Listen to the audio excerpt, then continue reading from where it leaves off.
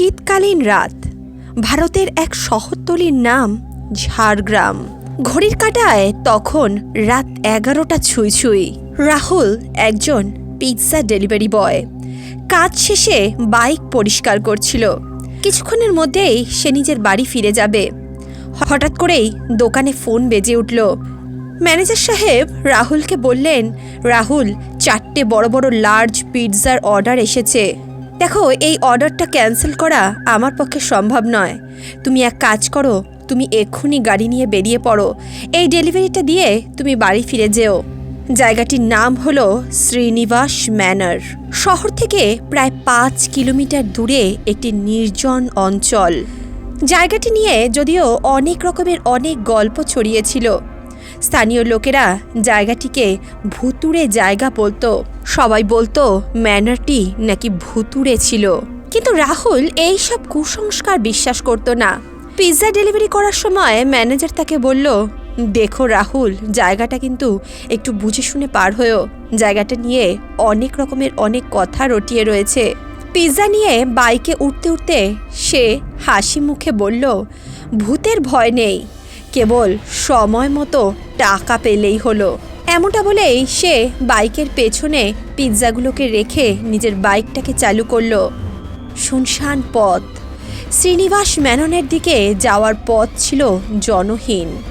রাস্তার দুপাশে ঘন জঙ্গল। কুয়াশা এত ঘন ছিল যে বাইকের আলো যেন সেটিকে ভেদ করতে পারছিল না।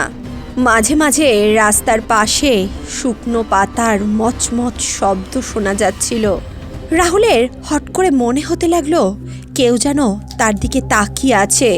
ঝোপের আড়াল থেকে যেন কেউ তাকে দেখছে। হঠাৎ করেই একটি কালো বিড়াল রাস্তা পেরিয়ে যায়।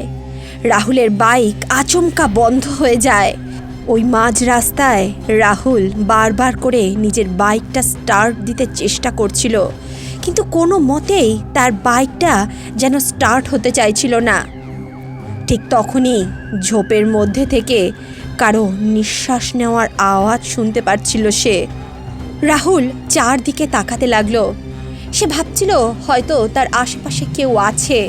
সে ভাবছিল হয়তো কেউ তাকে লক্ষ্য করছে, কিন্তু রাহুল বারবার করে এদিক ওদিক তাকিয়েও কাউকেই দেখতে পেল না। হঠাৎ করে আচমকা তার বাইকটা আবারও স্টার্ট হয়ে গেল। রাহুল ভাবল হয়তো বাইকে কোনো সমস্যা হয়েছিল, তাই বাইকটা বন্ধ হয়ে গেছে। শীতকালে অনেক সময় বাইক মাঝে মাঝে এইভাবে বন্ধ হয়ে যায়। এমনটা ভেবে রাহুল আবারও বাইকে চড়ে বসল এবং তার গন্তব্যস্থলে পৌঁছানোর জন্য বাইকটা স্টার্ট দিল। কিছুক্ষণের মধ্যেই রাহুল শ্রীনিবাস ম্যাননের সামনে পৌঁছে গেল।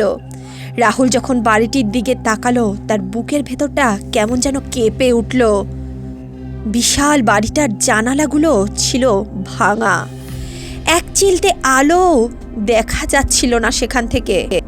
বাড়িটার চাতালে কুয়াশার মধ্যে কালো কিছু নড়াচড়া করছিল। হঠাৎ করে রাহুলের শরীরের ভিতরে কেমন যেন শিহরণ চলে গেল। তার মনে হলো তার শরীরে যেন কোনো একটা তরঙ্গ বয়ে গেছে। রাহুল ঘরের সামনে পৌঁছলো এবং ঘরের কলিং বেল চিপতে লাগলো। রাহুল অনেকক্ষণ দরজায় কড়া নাড়ল, কিন্তু কেউই সাড়া দিচ্ছিল না। হঠাৎ করে রাহুলের মনে হলো কেউ হয়তো তাদের সঙ্গে মজা করেছে।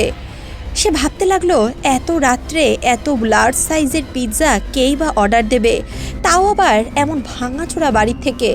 সত্যি তো আমাদের মালিকেরও না মাথাটা খারাপ আছে। এমনটা ভেবেই রাহুল পিৎজাগুলোকে নিয়ে আবারও ফিরে যেতে লাগলো। কিন্তু যখন সে পেছনে ফিরল, তখন হঠাৎ করে দরজাটা নিজের থেকেই খুলে গেল। রাহুল ভেতর থেকে কেমন একটা আওয়াজ শুনতে পেল, যেন কেউ তাকে ভেতরে ডাকছে। ঘরের ভেতরে ঢুকে রাহুল দেখল সোফার মধ্যে একটা কালো বিড়াল বসে আছে। তার সবুজ চোখ দুটি যেন অন্ধকারের ভেতরে জল জল করছিল। রাহুল উপলব্ধি করল ঘরের ভেতরের বাতাস খুব ভারী। কণ্ঠহীন মানুষের উপস্থিতি সেই বাতাসকে ভারী করছিল।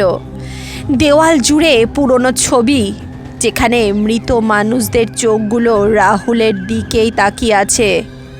হঠাৎ করেই ভেতরের ঘর থেকে একটা আওয়াজ ভেসে আসে। কত সময় লাগে ডেলিভারি করতে? রাহুল একটু এগিয়ে যায়। সে ভেতরে ঢুকে কাউকেই দেখতে পায় না। এদিকে রাহুল যখন রুমটির ভিতর প্রবেশ করেছিল, ওই রুমের মধ্যে একটি পুরনো দিনের ভাঙাচোরা টিভি হঠাৎ করেই চলতে শুরু করলো।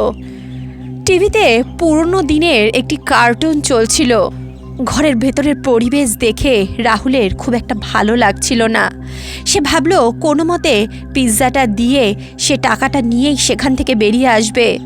কিন্তু রাহুল যখন সেখানে থাকা ডাইনিং টেবিলের উপর পিৎজাগুলো রাখলো, হঠাৎ করে সজোরে দরজাটা বন্ধ হয়ে গেল। নিজে থেকেই ঘরের লাইটগুলো একবার জ্বলছিল, একবার নিভে যাচ্ছিল। রাহুল হঠাৎ করে লক্ষ্য করল দেওয়ালের থেকে একটা ছায়া ধীরে ধীরে নিচে নেমে আসছে।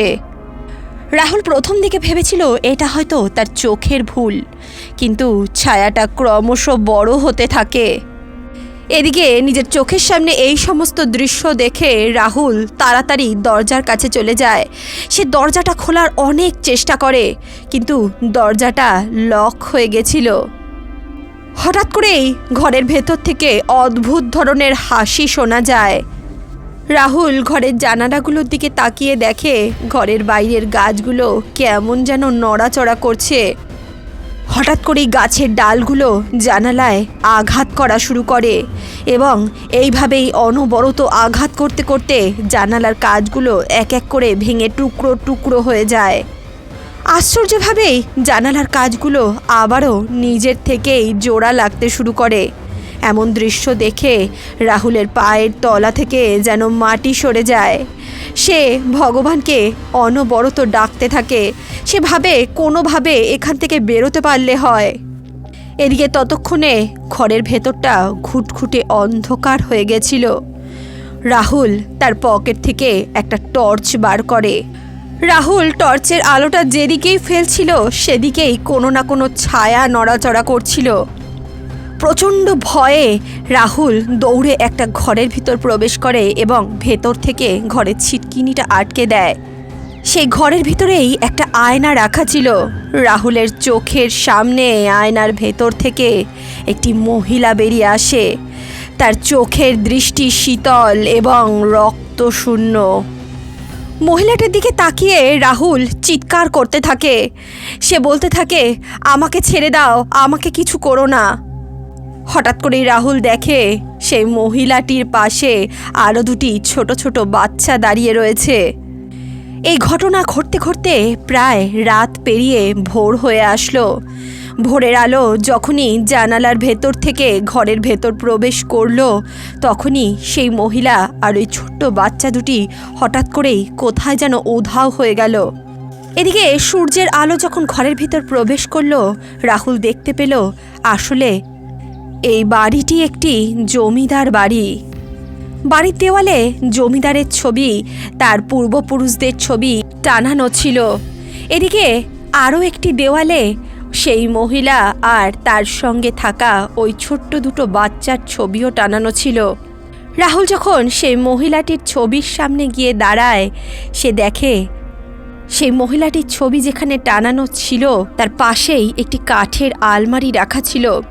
হঠাৎ করে রাহুল যখন আলমারিটির সামনে যায়, আলমারিটি নিজের থেকেই খুলে গেল। রাহুল দেখল আলমারিতে ছোট্ট একটি লাল রঙের বাক্স রাখা রয়েছে। রাহুল যখন বাক্সটি খুলল, দেখল তাতে একটি চিঠি লেখা আছে। চিঠিতে লেখা ছিল জমিদার কিভাবে তার স্ত্রীকে ও তার সন্তানকে হত্যা করে সেখান থেকে ওই বাড়ি ত্যাগ করে চলে গেছিল। রাহুল বুঝতে পারল ওই বাড়িটি আসলে একটি অভিশপ্ত বাড়ি।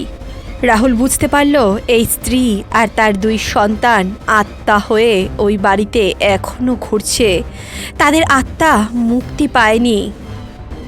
রাহুল বুঝতে পারল এই বাড়ি থেকে মুক্তি পেতে হলে তাকে এই বাড়ির অভিশাপকে মুক্ত করতে হবে। রাহুল নিজের পকেট থেকে একটি মাচিস বার করে এবং সেই মহিলা ও তার সন্তানদের সেই ছবিটিকে আগুন জ্বালিয়ে দেয়। তারই সঙ্গে সেই মহিলার সমস্ত জিনিসপত্র এবং সেই চিঠিটিকেও আগুনে পুড়িয়ে ফেলে।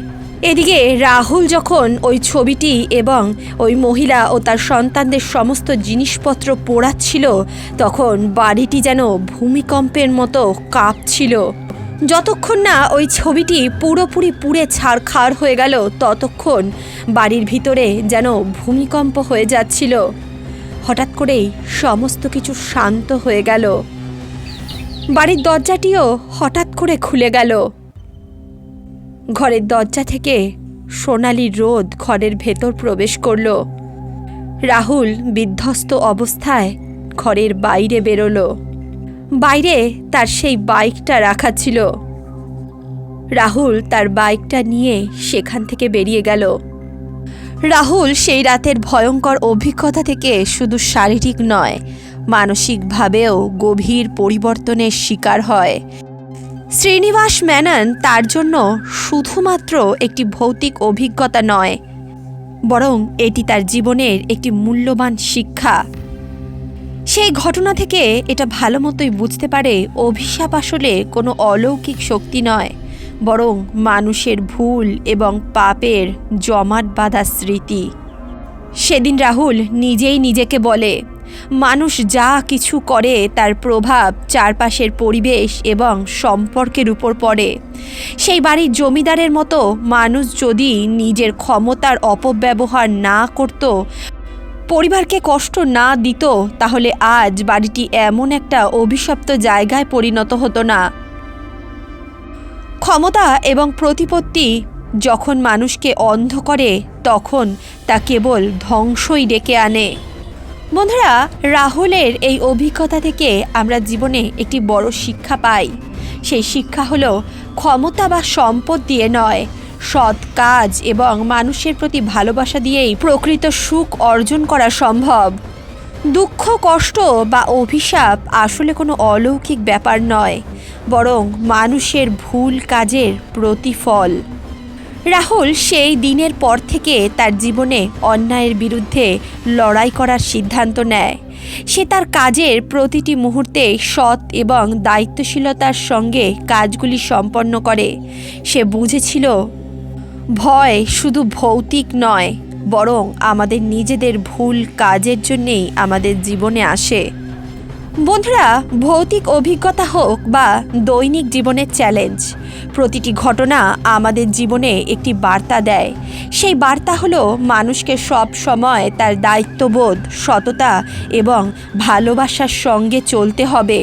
ভুল কাজ থেকে দূরে থাকা, ক্ষমতার সঠিক ব্যবহার এবং চারপাশের মানুষের প্রতি দয়া এবং সহমর্মিতা প্রদর্শন করাই আমাদের প্রকৃত মানবিকতার চিহ্ন।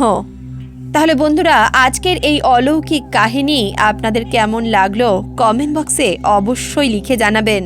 ভিডিওটি ভালো লাগলে অবশ্যই ভিডিওটিতে একটি লাইক করুন, বন্ধু বান্ধব আত্মীয় পরিজনের সঙ্গে ভিডিওটি শেয়ার করুন। এমনই ভৌতিক এবং অলৌকিক কাহিনীর সাক্ষী হয়ে থাকার জন্য চ্যানেলটিকে অবশ্যই সাবস্ক্রাইব করে ফেলুন। দেখা হচ্ছে নেক্সট ভিডিওতে, ততক্ষণের জন্য টেক কেয়ার।